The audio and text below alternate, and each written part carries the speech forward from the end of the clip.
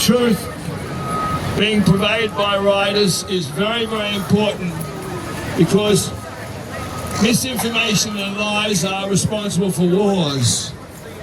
And the government doesn't like truth because it exposes their tactics to lie us into yet another disastrous war or reduction in our human rights or the passing of our rights to globalists. I think it's very important everybody understands that there's a ploy going on with a bunch of globalists that are very powerful. They have access to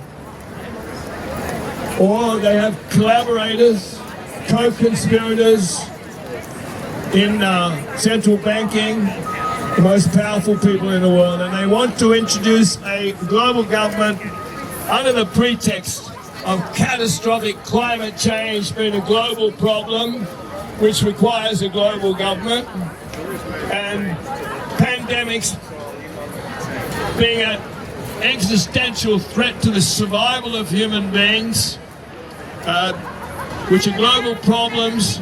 So that's why we need a global government, and their idea is put them in charge, and then they'll transfer public assets into public-private partnerships where effectively they get charge and control of all public assets, and they implement what they call the United Nations Sustainable Development Goals.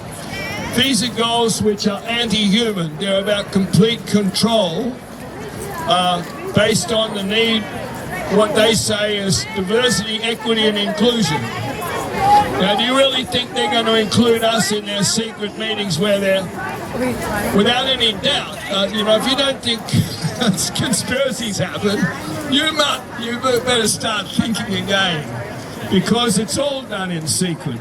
You think they're going to all of a sudden include us in their secret tete-a-tetes and their global groups like the Bilderberg Group and the World Economic Forum? These are people conspiring to get control of everybody's wealth. Words are very important. Writers are very important. The truth is absolutely crucial. The truth is paramount, and that's what we don't get. That's why we need writers to stand up for justice and human rights, because they are very quickly trying to remove free speech. They made a law in January, an anti-free speech law, anti-hate speech, anti-Semitism, where people can be put in prison for 5 to 10 years for a speech that someone says is offensive or hateful or is determined to be that way. And it's the most, in my opinion, it's a terrible, terrible law. It wasn't democratically supported, it wasn't properly debated. The bill is so badly written, it's ununderstandable.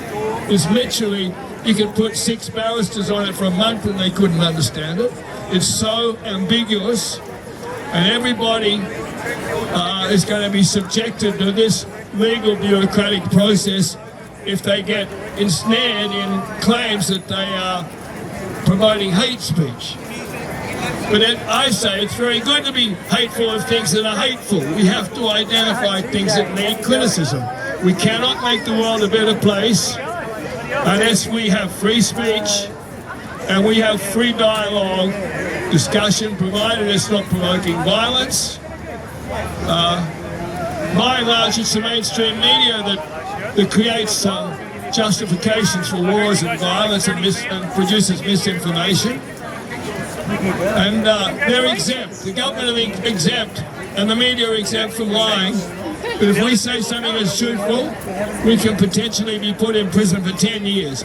This is not the kind of democracy I used to think Australia was, but it's a democracy it is. I think it's very important everybody understands all these anti-free speech laws should be repealed. Every one of them. If we don't have free speech, you're not in a free country. If we have censorship of good writing and good journalism, you're not living in a free country. And I hope all the writers here tonight will stand staunchly opposed to censorship and these basically speech crimes.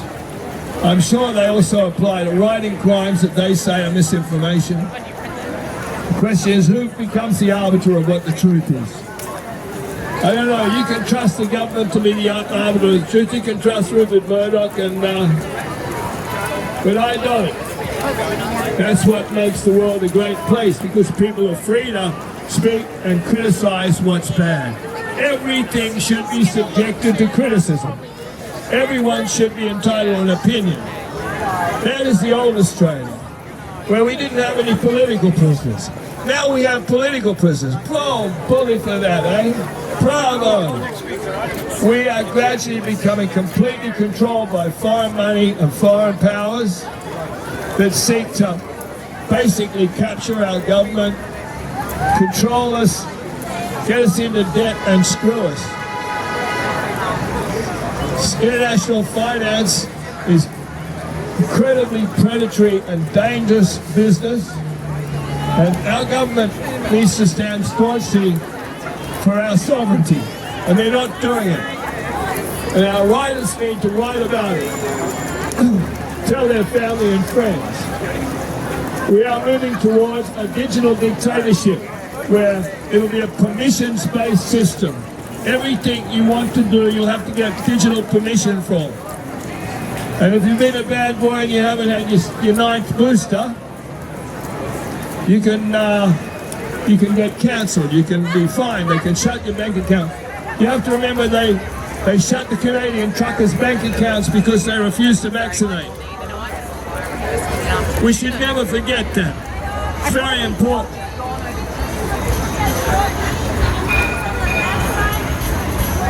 It was a global government telling Trudeau what to do.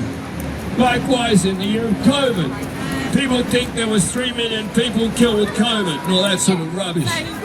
In the year they said, 2020 was the year they said we were all going to die of COVID. And in actual fact, in the year of 2020, we had less deaths from flu and pneumonia and COVID and pulmonary disease than we normally have, which is 3,500 a year. It was all lies. But look at the adverse events that these vaccinations have caused because they weren't properly tested. And many oncologists saying they're causing turbo cancers. Cardiologists are saying they're giving people heart problems and heart attacks. Even children dropping dead with heart attacks. This is the vaccination program is, in my opinion, one of the greatest crimes in the history of the human race. I might be wrong. It's a free speech zone. Come and explain to me why I'm wrong, but I think I've listened to so many experts saying that the vaccinations are what did all the damage, not the COVID.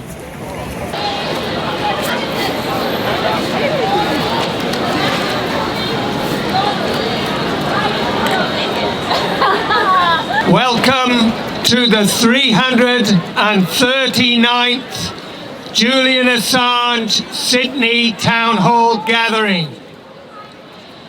Humanity would not only survive but thrive if we can all recognize our universal human rights. We gather here in the belief that if we protect the fundamental freedoms of others, we have the greatest chance of having our own human rights protected. When people realize human rights belong inherently to everyone and not as a privilege granted to them by their government, they are more likely to stand up and defend those who have their human rights violated. Societies do not protect the rights of people they view as subhuman.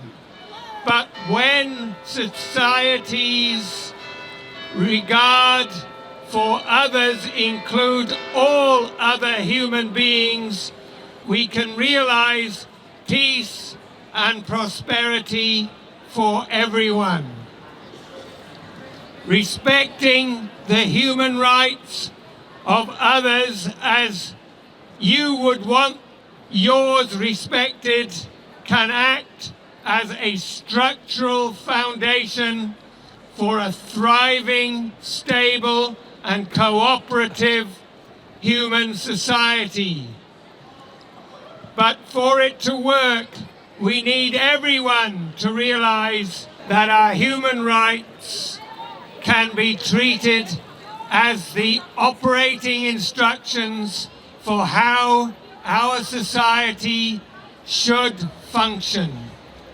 The Assange movement continues. Free, free, free the truth. Free, free, free the truth. Free, free, free the truth. Thank you.